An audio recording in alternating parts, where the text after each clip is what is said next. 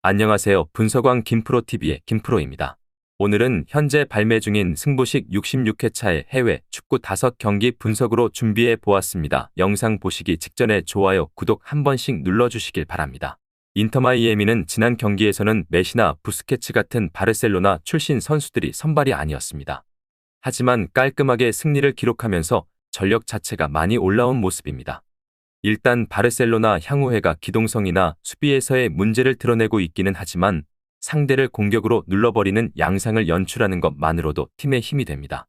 특히 메시는 나오는 경기에서는 무패를 팀에 선물하는 중입니다. 애틀랜타가 인터 마이애미를 공략하기에는 제약이 상당합니다. 특히 스피드가 모자란 지공 양상의 팀이라서 인터 마이애미의 약점인 기동성과 역습 제어라는 점을 공략하기는 어려울 것입니다. 사실 알마다가 중앙에서 공을 풀어준다고는 해도 이를 골로 이어가는 효율에서는 상당히 부족한 모습을 많이 보여준 것이 사실입니다. 인터 마이애미가 유리한 상황으로 보고 있습니다.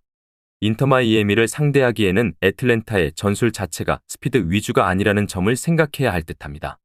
메시 등 바르셀로나 향후회가 이 매치에서 돌아오게 될 수도 있습니다.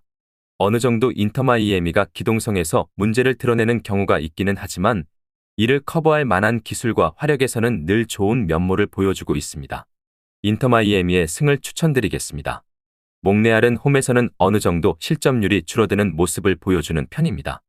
홈에서도 5경기 9실점으로 아주 명확한 강세를 보이는 것은 아니나 22실점의 원정보다는 더 나은 편입니다.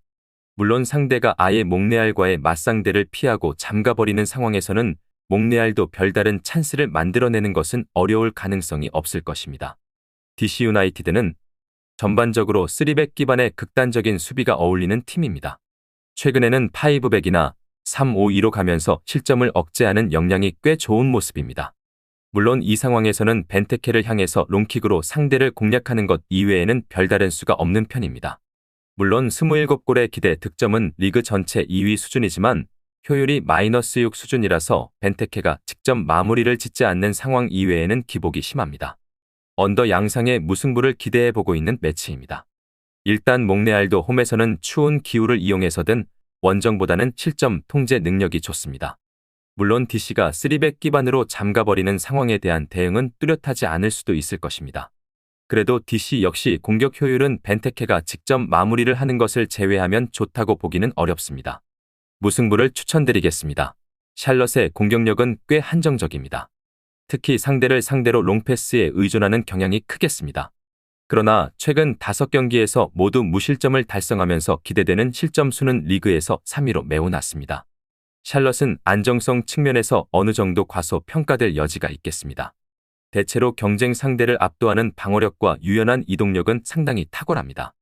그러나 단순한 유연성만으로 강력한 상대를 굳게 막을 수 있는지에 대한 의문이 남아있겠으며 특히 뉴욕 레드불스의 적극적인 슈팅은 종종 너무 많은 슛을 낭비하며 실제로 시카고와의 경기에서는 0-0으로 승부가 붙지 않았습니다. 언더스타일의 무승부가 예상되는 경기입니다.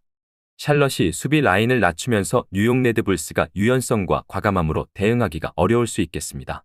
그러나 샬럿도 안정성 측면에서는 상당히 신뢰할 수 있지만 직진적인 전술로 인해 정교성이 부족하다는 점이 리스크로 작용할 수 있겠습니다.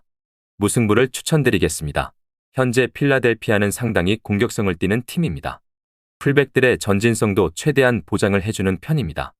다만 이 때문에 웬만한 득점력으로는 승리를 거두지 못하는 경우가 잦은 편입니다. 특히 상대도 호전적으로 플레이를 하는 편이기 때문에 필라델피아의 뒷공간 리스크를 감수하고 달려드는 전술이 완벽하게 효과가 있는 상황인지는 알 수 없습니다. 닭공 전술이 양날의 검입니다.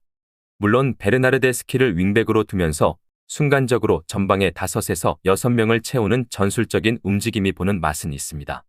다만 엄청난 활동량과 수비적인 리스크를 감수해야 하는 이상 확실한 화력으로 상대를 눌러버리지 못하면 토론토도 승리를 장담하기는 어렵습니다. 지난 매치에서도 3골을 기록했지만 4골을 허용하고 신시내티에게 졌습니다. 가장 예상할 수 있는 건 역시 오버가 될 것입니다. 두 팀이 모두 수비적인 난조를 리스크로 삼고 공격적인 면모를 보여주는 편입니다. 물론 이 대진에서는 전반적으로 홈팀이 우세한 흐름을 잡는 편이지만 필라델피아가 라인을 낮추고 승부하는 기조에서는 벗어나면서 변수가 상당히 많은 경기가 된 상황입니다. 무승부를 추천드리겠습니다. 시애틀의 공격은 몰라도 수비적으로는 흠을 잡을 것이 아주 많지는 않다고 볼 수 있겠습니다. 공격력은 3-5-2로 가면서 극도의 보수성을 띠는 경우도 있어서 100% 신뢰하기는 어려울 수도 있습니다. 하지만 전술적인 움직임이나 인원들이 빠진 상황에서도 이를 커버하는 능력에서 상당히 훌륭한 면모를 보여주는 편입니다. 일단 신승 양상을 만드는 것으로 홈에서는 꽤 이익을 보고 있는 모습을 보여주고 있습니다. 솔트레이크의 공격력은 상당히 훌륭한 편입니다. 다만 시애틀 홈에서는 상대의 강한 수비에 막혀서 고전하는 경우가 상당히 잦은 모습입니다. 특히 최근 베라가 돌아오면서 센터백 뎁스가 충족되었음에도 다실점이 자주 나오고 있는 모습은 상당히 아쉬울 수 있습니다. 일단 공격과 수비 모두 이 매치에서는 의문점을 가지고 있는 전력이라고 볼 수 있겠습니다. 시애틀이 할 만한 상황으로 보고 있습니다.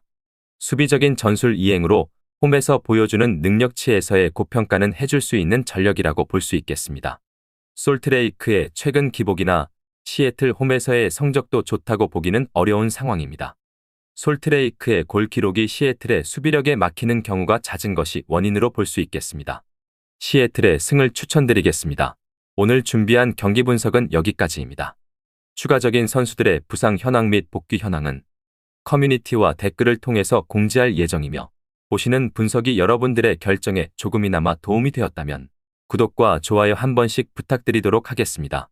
또한 추가적인 경기 정보와 예상 라인업을 토대로 한 분석이 필요하신 분들께서는 꼭 하단의 고정 댓글을 클릭하셔서 분석 자료 공유방에 오셔서 필요한 정보와 조합을 받아가셨으면 좋겠다는 말씀 전하면서 오늘의 분석은 여기서 마쳐보도록 하겠습니다. 시청해주셔서 감사합니다.